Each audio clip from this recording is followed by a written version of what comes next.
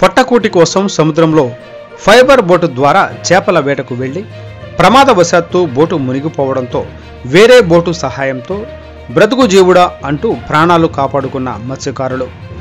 Boat యజమాని చిప్పల వీర్రాజు తెలిపిన వివరాల ప్రకారం బుధవారం చేపల వేటకు ఫైబర్ బోటు సహాయంతో కావలసిన సరంజామా మొత్తం ఏర్పాటు చేసుకుని మొత్తం 3 మత్స్యకారులతో నిజాంపట్నం హార్బర్ నుండి సముద్రంలో వేటకు వెళ్లామని, బుధవారం నుండి శుక్రవారం వరకు చేపలు వేట చేసి శుక్రవారం రాత్రి సమయంలో మత్స్య సంపద తీసుకుని నిజాంపట్నం హార్బర్కు చేరుకునే సమయంలో ఒక్కసారిగా అలల ఉధృతి పెరిగి అలల తాటికి బోటు తిరగబడి బోటులో ఉన్న వారందరము సముద్రంలో పడిపోగా దగ్గరలో వేట చేస్తున్న బోటు హుటాహుటిన మా దగ్గరకు చేరుకుని మమ్మల్ని బోటులోని వ్యక్తులను తాడు సహాయంతో మమ్మల్ని రక్షించారని తెలిపారు. ప్రమాదంలో బోటు ఇంజిను, బోటులోని వలలు 6 గాలం కష్టపడి సంపాదించిన మత్స్య సంపద పోవడమే కాకుండా బోటు పూర్తిగా పగిలిపోయి వేటకు పనికి రాకుండా పోవడం బాధాకరంగా ఉందని కన్నీరు మున్నీరయ్యారు.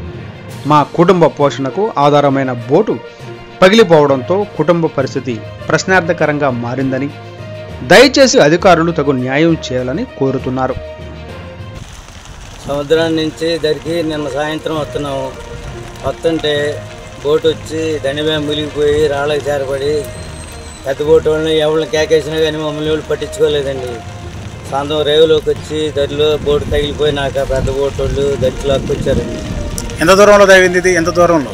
దండి చివరిలోనండి, కొత్తగా దండి కట్టారు కదా. అప్పుడు టైం ఎంత అయింది మీరు వచ్చి రిటర్న్ ఇంటికి వచ్చేటప్పటికి? 12 గంటలు అవుతుంది. ఏటాడు ఇంటికి వస్తున్నారు? రావడానికి ఇంటికి రావటానికి దరిలోకి వస్తున్నాం. ఉప్పు బాగా ఉంది అలలు. మిమ్మల్ని ఎవరు రక్షించారు?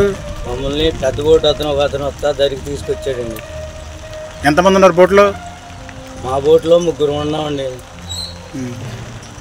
మీ పేరు? నా పేరు సోమయ్య. మీ బోటు ఓనర్ పేరు? చిప్పల వీర్రాజు అండి. ఇంకొక అతను? మోగు దేవి కేశవులు.